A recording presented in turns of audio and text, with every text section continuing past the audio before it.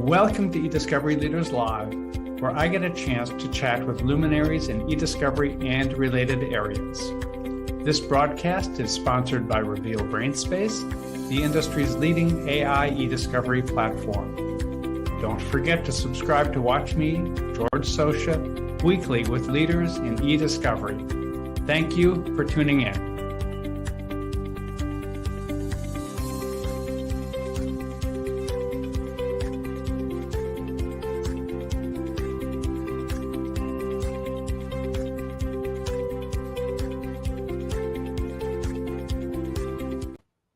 Welcome to eDiscovery Leaders Live, hosted by ACEDS and sponsored by Reveal.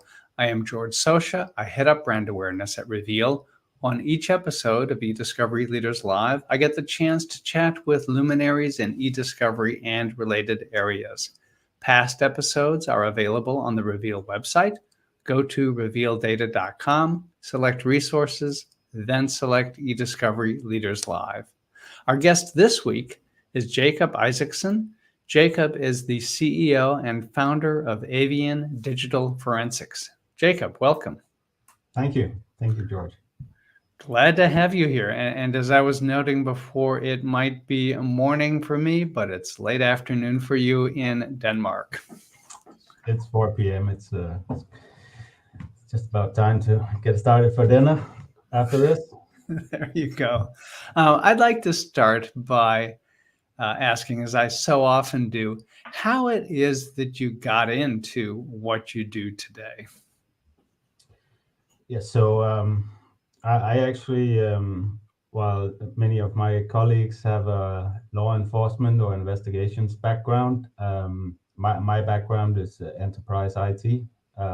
Worked with reporting systems, business intelligence, analytics, and got into a consulting company where we did bespoke development of software for enterprises. And at some point in time, we had the chance to make a bid for a evidence analytics system for a law enforcement authority in the Nordics, in Europe, and we quickly realized that there were vendors in this space that actually had quite a number of features that we would not be able to develop so quickly. So we went ahead and partnered with some of these and won the bid. After a while, I had the chance to take away that business area from the business that I was in and create my own company called Avian Digital Forensics. And we still have that law enforcement authority as customers, but also have been able to expand on a number of other government and enterprise customers over time. When did you create Avian Digital Forensics? It was in 2016, where me and a couple of colleagues spawned out of the other company when it turned out to be a different strategic direction that we needed to go in. And now we are 10 people in Avian Digital Forensics, and I have a wider team of an additional 10 people that we collaborate closely with. What geographical area do you cover? So when we talk about servicing on-prem solutions and investigations, it's primarily in the Nordics, in Europe. So that's Denmark, Norway, Sweden, Finland, Iceland. Those countries. We've also done work in the UK. But a growing part of our business is also to provide cloud solutions based on all the knowledge that we have from investigations and large infrastructure. We have over time also started doing cloud labs for specific demanding customers that we are able to pretty much deliver globally. So let's talk about that difference and start with the digital forensics side, on-prem versus cloud. What does the landscape look like these days? Yeah, so from a digital forensics perspective, the landscape is very much an on-prem environment for most organizations in this space. If you're law enforcement, military, or intelligence, you tend to work in air-gapped networks on-prem. People come in, sit in secluded areas of the buildings where they are, and they do specialized work using a network of servers and workstations and whatever other types of special equipment that you use for that. When we talk about large cases, especially in organized crime, financial crime, then there's a convergence into e-discovery, because then the workload in the investigation shifts from the technical forensic examiner onto the not so technical investigator, and maybe prosecutors as well, to look into photos, documents, chat, and stuff like that, where you tend to have a larger team that needs to collaborate over a longer period of time, sifting through all of this information. And e-discovery tools are very suitable for that type of scenario. And that's also where the complexity of the physical limitations of the lab comes into place. Let's say that you're a law enforcement agency, and you have departments all over a big city, or maybe nationwide, where people need to collaborate on cases. Maybe you also need to have international collaboration with other law enforcement agencies in other countries.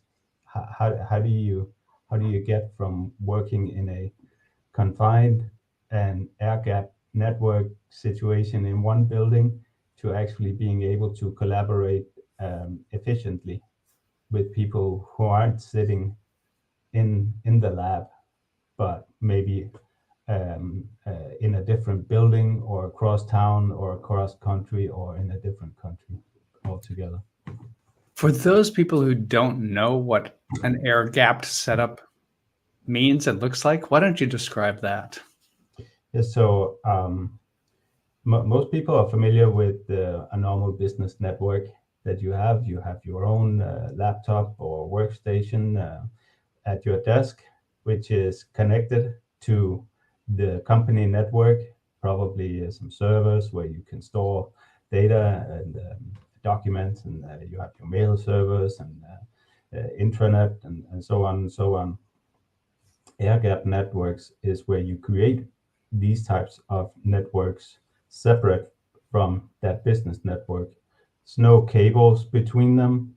There's no there's no sharing of like the networking equipment or stuff like that. You if it's truly air-gapped, then there is no cables between the business network and the forensic or e-discovery lab network. Why use an air-gapped setup? It's for security concerns, or data security concerns many times, especially when you work in situations where you seize other people's data or suspects' data. Then you take it back home, and then you load it into your systems in order to analyze that. You call that dirty data that you have back from that dawn raid maybe, and that you don't know what that data is consists of. It can be hundreds of malwares embedded into whatever data that you come home with, and you don't want to infect your business network with that. The other way around is also it's not your data. It's not your company's data. It's someone else's data, and that person might or might not be guilty of something criminal or misconduct.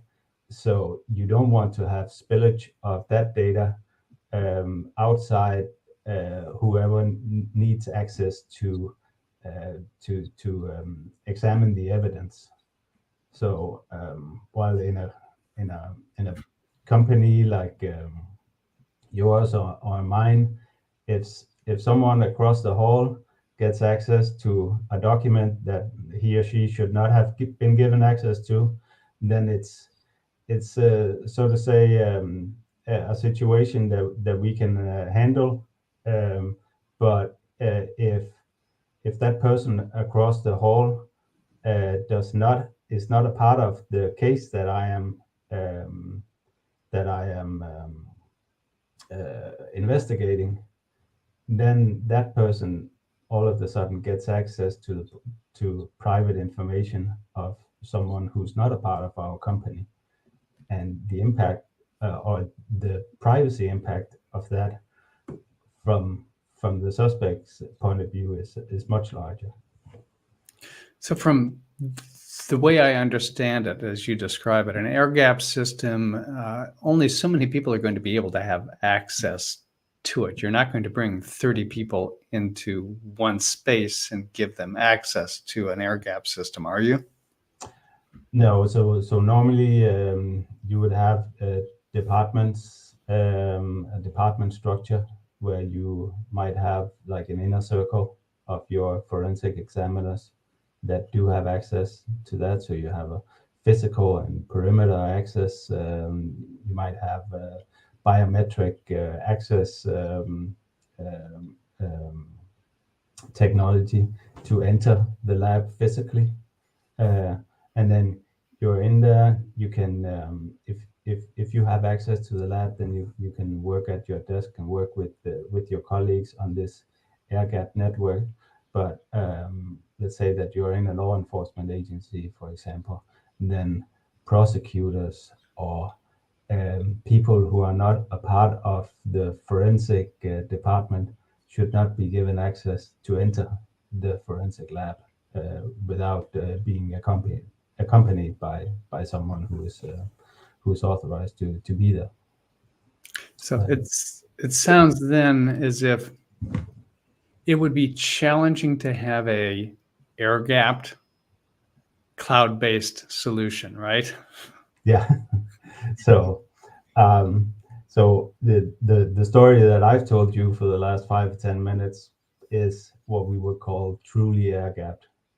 But most organizations have, because they have grown out of this this type of lab, it's too confined, too rigid to work in. So you have gone to somewhat of a compromise where you might have some of the same networking equipment that you share on the business network, but you somehow work with the security features in that networking to isolate the business network from the forensic network. You might have fiber cables that you have installed to go to the other building that also has another air gap network, so that you can collaborate between people sitting in separate buildings, maybe. And sometimes you might have created virtual private networks between that goes over the internet between closed digital forensic labs. And then the final tier of that is that you use security features in the technology that we have available to create isolation, but between cloud-based resources and not necessarily only servers that you have sitting physically in your own physical domain. What does that then look like? How does that operate? So I don't want to spend all day talking about all the details of cloud infrastructure, but the isolation idea is pivotal to this.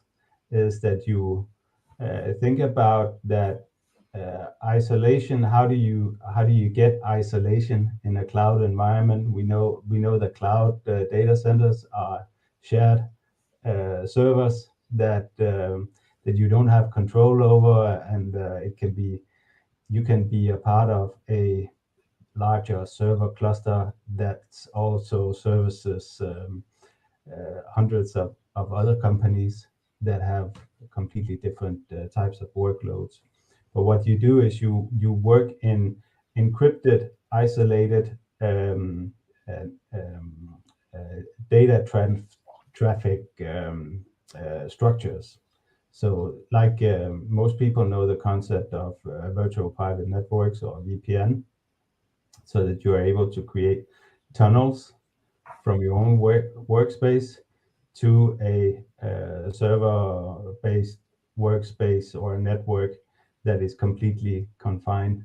And you can do that in a cloud-based environment as well, where you say, I have a completely closed network where I have multiple layers of encryption and firewalls that make sure that no one else can enter this except for the people that have access through VPN or something similar to VPN that grants us the same level of security. How does this then change if you move from the, I assume, narrower world of digital forensics to the broader world of e-discovery? Yeah, so e-discovery is much further ahead than the world of digital forensics in terms of having a user base that is accustomed to using cloud solutions. So legal firms have used e-discovery solutions for years now that have been cloud-based, and they are using it as pretty much any other application out there that they use, be it Microsoft 365 or QuickBooks or other cloud-based software tools. What they are not taking into consideration is the security posture of those solutions to the same degree as you would if you had a lab background.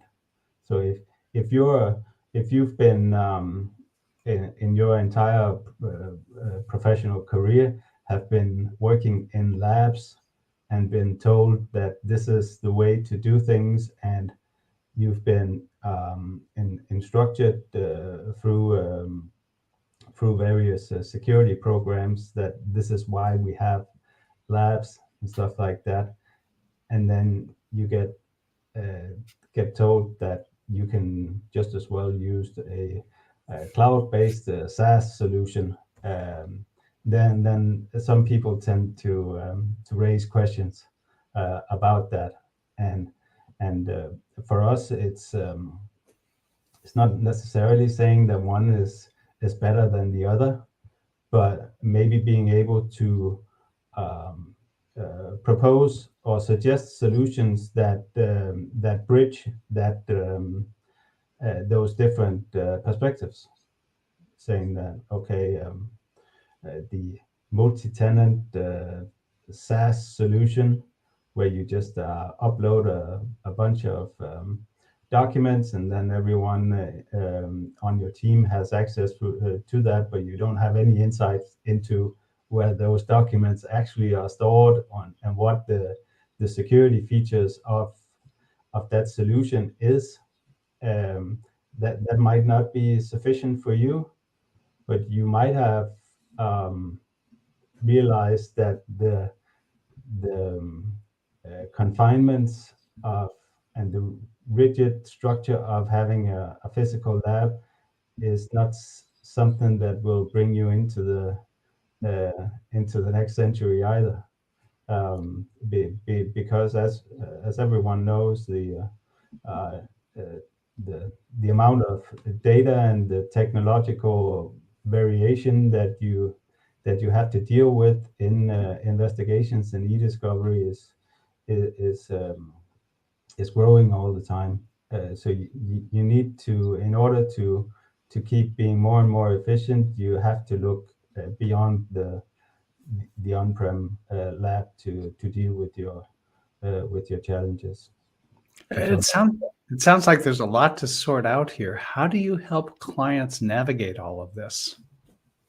Yeah, so what we have done is we've created a solution where we have used expert architecture or expertise in creating cloud-based lab solutions that have multiple layers of security and security features that are well beyond other vendors in this space, is also well beyond in terms of compliance features, also well beyond what you would get in a physical lab. So we have built that into an automated engine that can provision these types of labs in 10-15 minutes automatically, pretty much.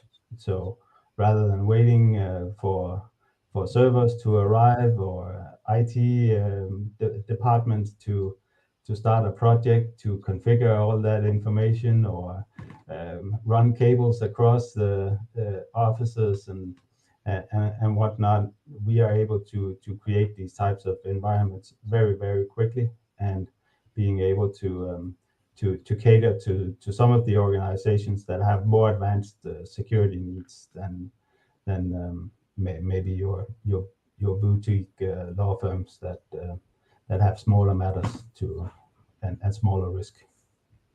With that type of option available, why would clients then choose to use a more traditional air-gapped approach? It's